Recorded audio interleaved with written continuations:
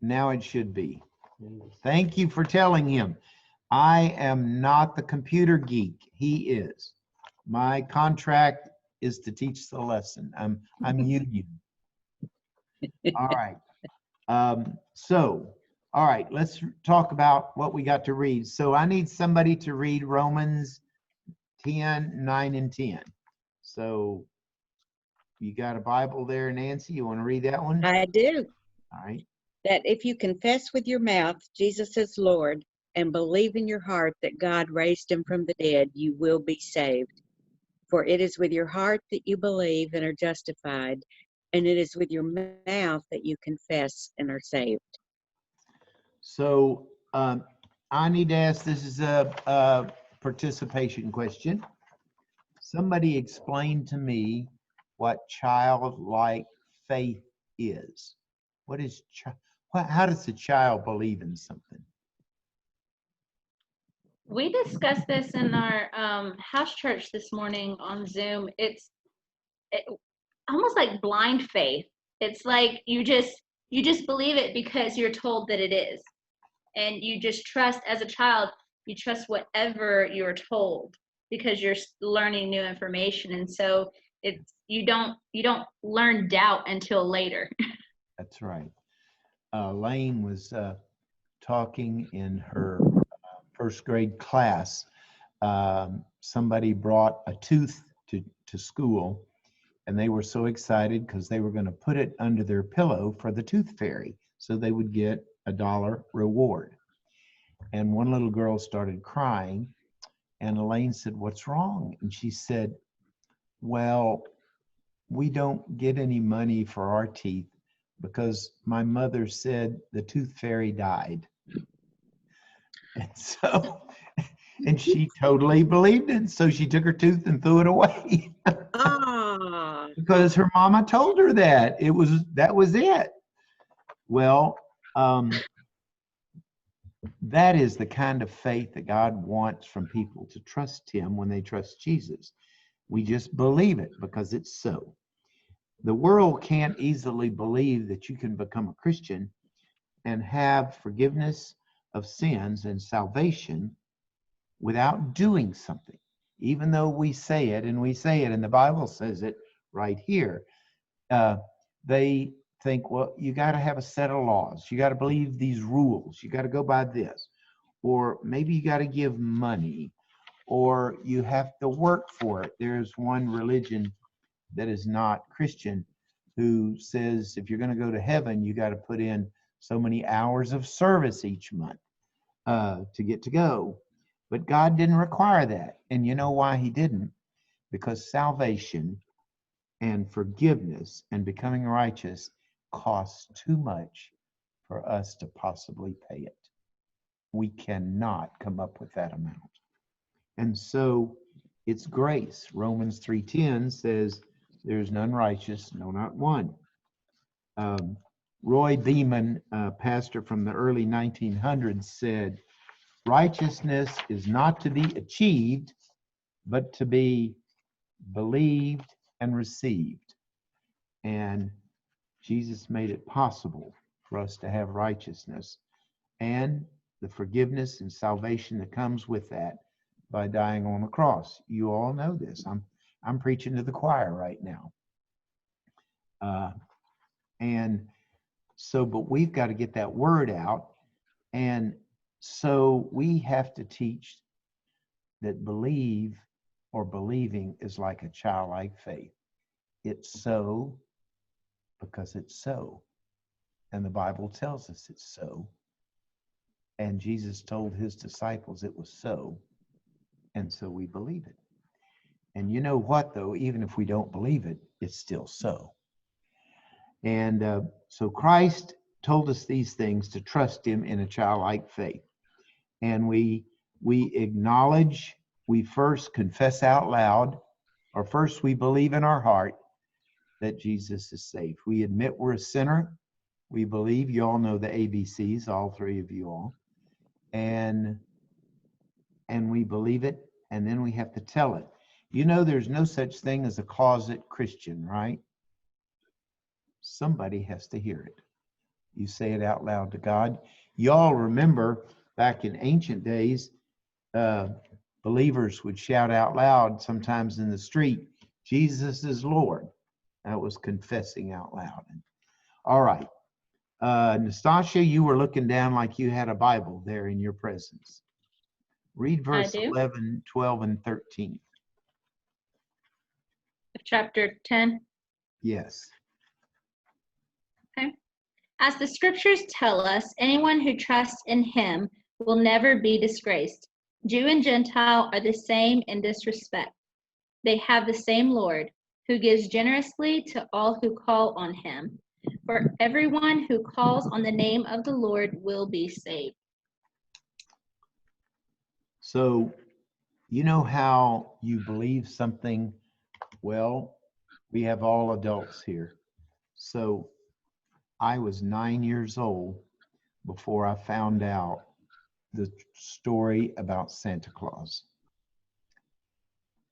And you know, some kid told me at school. And I came home, and in childlike faith, I believed my mama and my daddy. And I said, tell me about this. Well, they told me. I was one disappointed kid.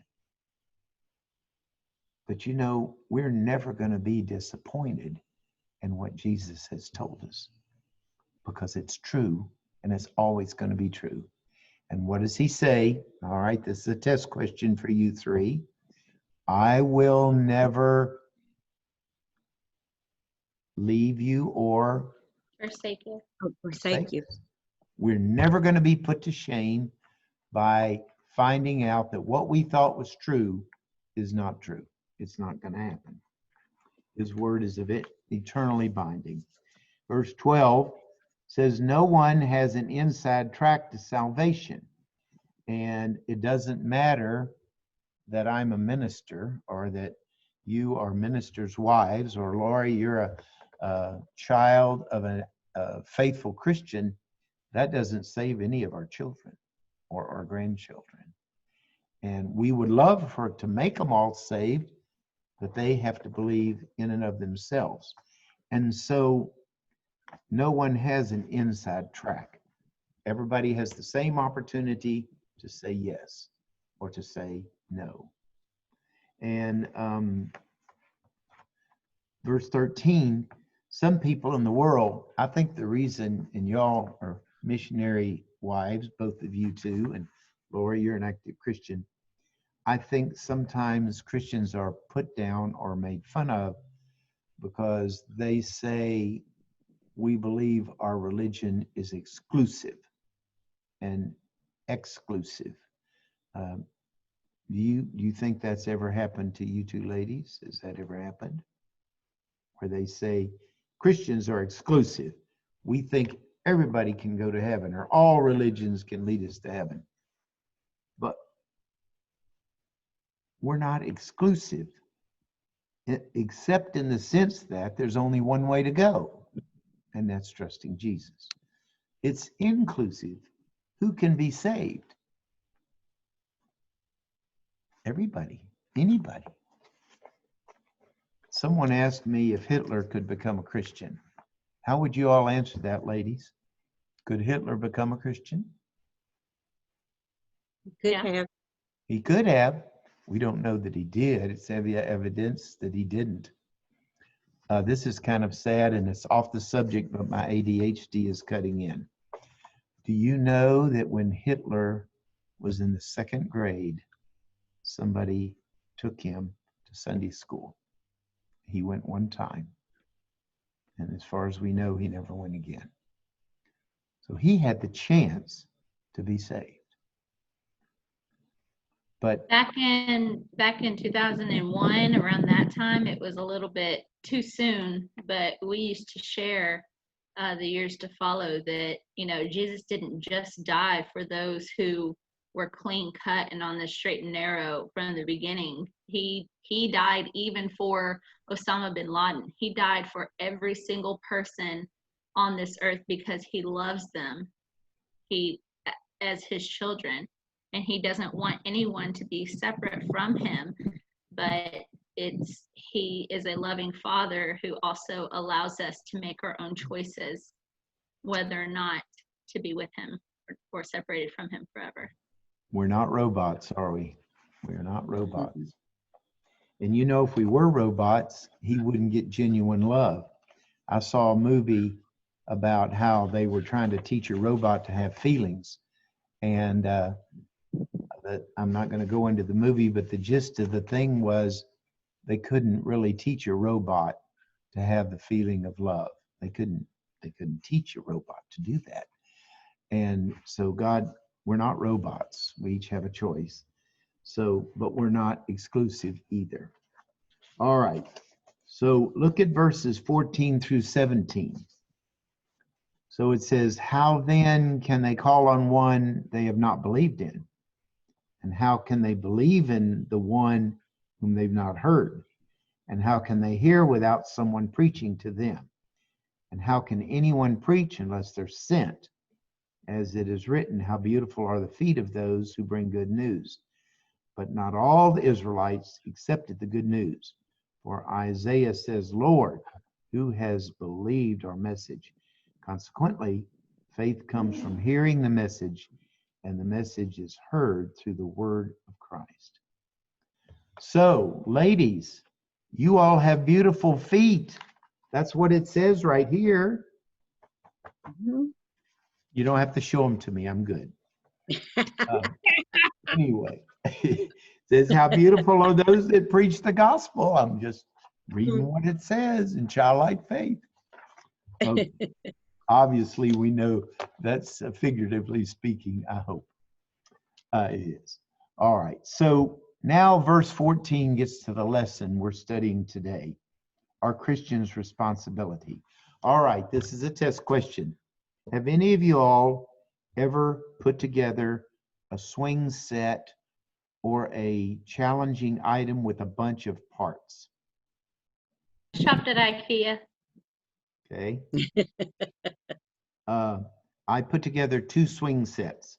I put together one for my own children, and then Nancy, I put together one for Christy Garrison and her family when all of her daughters were in elementary school. Yeah, I remember that. Yeah, yeah. Well, one of them went very well, but the other one, you have parts to go in parts A and parts B and then part C. And I somehow got parts A attached to part C, and I had to unassemble all of it and start over. That took all Christmas Day to put together that swing set.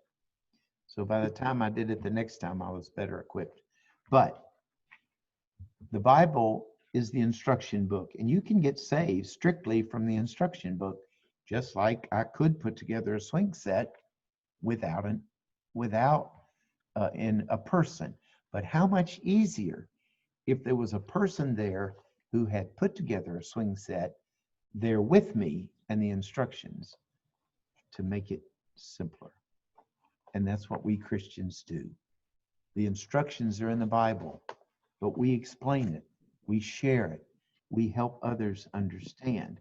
We become the verbal instructors of the Bible. And you can't just get people saved very easily by your actions. In other words, you say, just live the Christian life, somebody will get saved. That doesn't work too well. Now, you can live the Christian life, and then somebody can say, oh, why do you live that way? And then you share the verbal, and then you share. But I'm kind of ADHD, so I get out there and share the verbal really quick. I don't wait till they say, oh, you lived the life. But it's who I am. But we don't seal the deal until we talk to people and hear them say, yes, I'll accept Christ, or no, I won't. You remember the story about Philip and the eunuch, and he was reading Isaiah, the eunuch was, and Philip says, how you doing? You understand it? And he said, how can I unless somebody explains it to me? Well, Philip explained it, and the eunuch was saved right on the spot. Now I'm talking to Christians. Have you all ever had the experience of sharing Christ and someone right on the spot accepts Christ? Isn't that awesome? Children. Isn't that awesome? Yes, I know. I get so excited. I almost turn, well, I started to use the name of another faith where they jump pews and shout and scream. I almost want to do that, but I hold myself back. And then when I get out in the car and I'm out by myself, I go, yes. You know what I'm saying? It is so exciting when someone trusts Christ. And people that don't share miss that. They miss the blessing. Well, anyway, we're modern day Phillips. We're helping people understand the scripture by sharing it. And everyone gets the aim, everyone gets saved the same way, but it's not always explained the same way. We don't have to be a Bible scholar. I've seen people get saved without a person sharing the Roman road or the faith road or any of those, because you share Christ and what he's done for you. All right. So you know the ABCs. I'm not going through that. I'm skipping that because of all my vacation Bible school friends here today. So verse 15 says, we tell the good news where we are. God's purpose in history is a call to every Christian to accept the role of a missionary. Now, Nancy, at one time, you accepted the role and you went to Japan. And Nastasia, you are accepting the role right now in Peru. Now, Ralph Brown has never felt called to be a foreign missionary. But I have felt called immensely to go to the teenagers and the adults where I live and share Christ. Your oikos. I've shared Christ on the van, bringing kids. Had one child get saved with me while we're just driving along and we're talking about trusting Christ. And so I have felt, for me, my call is here. But you know, it makes your call no less, or my call no less. The thing is, we're all called, and we bloom where we're planted. Now, if you see the background behind me, I wish I could say I'm in Florida right now teaching this lesson. Sean did it. I appreciate it, or the preacher did it, but I could just well be in Florida. I wouldn't mind being a missionary to Florida anytime that I happen to go. But right now it's Tennessee. So it is where it is. But we're all called. And we're all called. And if we can't go, we give money so that others can go. But that does not exclude us from going locally as well. And but Nancy, I know I hope, and Nastasia, I hope you feel the love of people that do give money, because I don't know how it works. You tell me. Do you feel the love of people who give money even though you physically don't see them giving that? Share what you think. How does it feel? Because you could be. I didn't know if you were going to go. It's more humbling than anything. We more so than the money is when people give their time to pray specifically daily or weekly for us, because God's going to provide financially, and we're grateful and humbled by those who share that. And set aside to be able to help support us financially.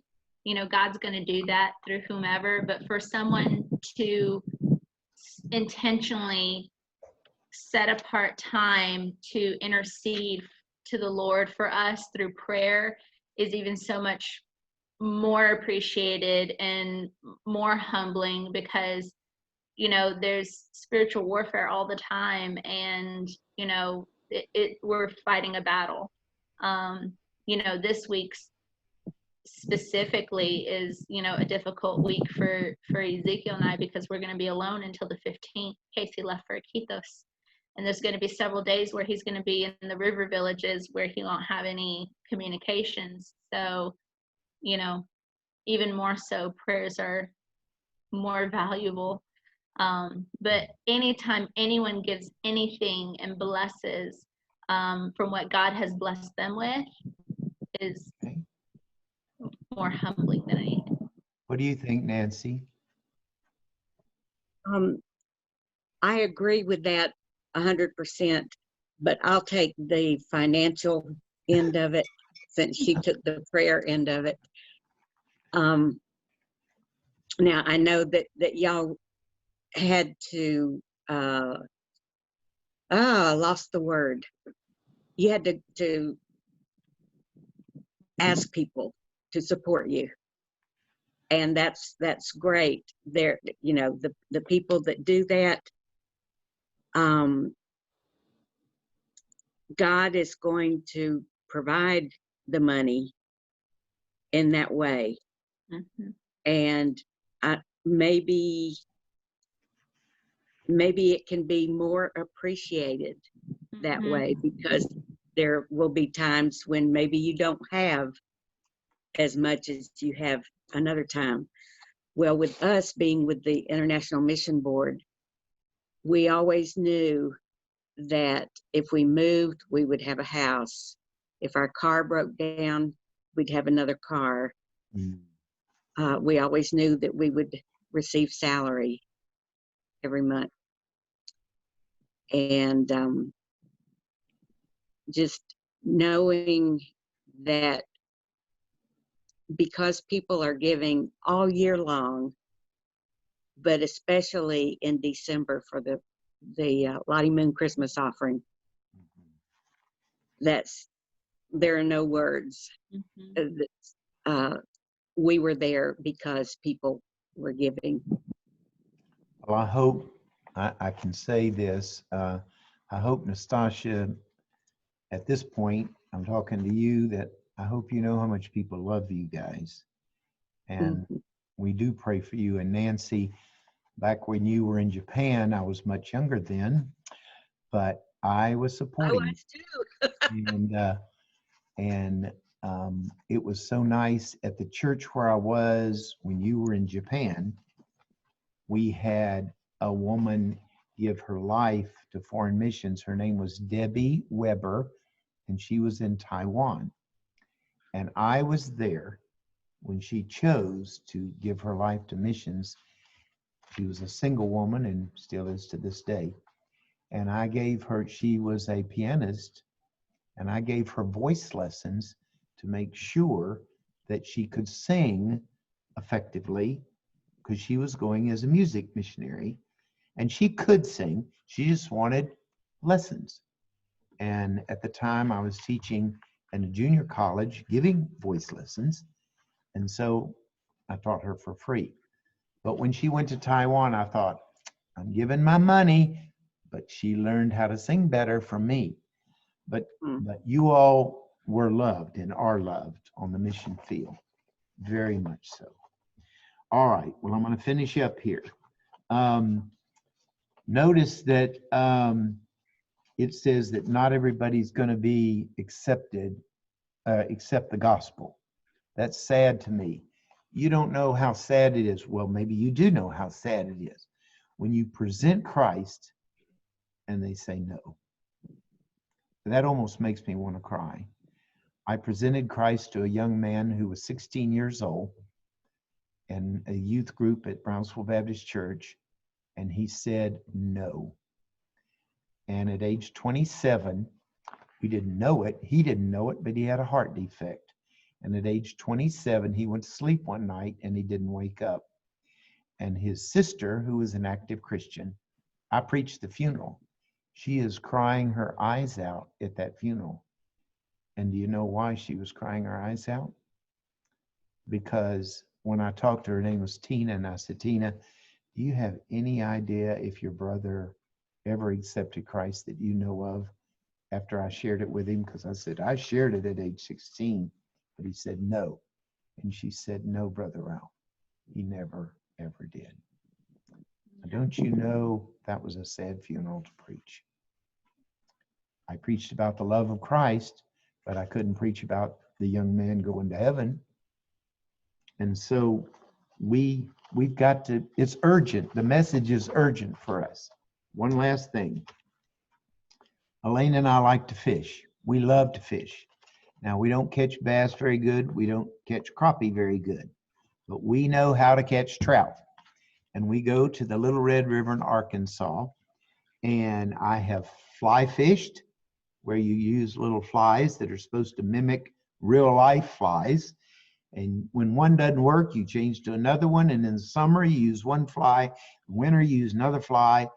And I've also fished with bait, which works a lot better. But we have colorful bait. You have blue bait, red bait, yellow bait, green bait.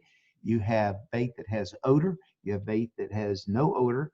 You use worms. You can use what they call wax worms, which are really maggots, but we don't want to talk about that. But anyway, you use now, the scenery over there is beautiful. You get on the Little Red River and you just coast down the river, throwing your line out, catching fish. It's romantical with Elaine. She loves to fish. We're all alone going down the river. That's romantical and all of that.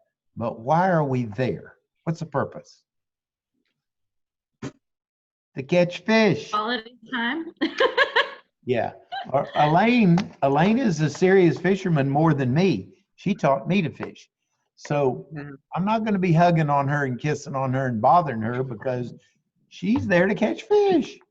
And so we could have gone to heaven immediately after we got saved. Wouldn't you three agree? But God left us here. Why? To fish for men. And what did he tell Peter? He said, you catch fish, but come with me to catch men. Or in the King James, I will make you fishers of men. And that's what we're here for. You guys are already doing it. I'm preaching to the choir. But God bless you for doing it, and you keep doing it, and I'll keep doing it. And one day when we get to heaven, you know that Casey won't have any work to do in heaven. There's no preaching in heaven. Fred won't have any work to do in heaven. There's no preaching in heaven. I won't get to preach any sermons, but I will get to sing, because there's going to be singing and praising in heaven. And I kind of hope there's fishing. I don't know that for sure, but anyway, I know there's praising his name, and we'll all be doing that. Well, ladies, thank you so much for being here. It's my pleasure. Thank you. A lesson. Thank you. And Thank you, Nastasia, God bless you all. And Nancy, bless you and your family. And Lori, bless you and your family. Thank you, ladies, for being here. And for those who watch later, thank you all for being here too. Let's get out and fish, right? Right. And Nastasia, you are definitely in our prayers for the next week. Thank you. I'll be praying for y'all's travels, for your grand Yes, adventure next week. I know. Bye-bye. Love y'all. I love y'all. Ciao, ciao. Bye, Lori. Bye, Castro. We'll pray for you. Thank you. Like, Where's the mouse? I can't find it. Sean, he's looking. Um, No. I'm trying to leave, but I lost the page.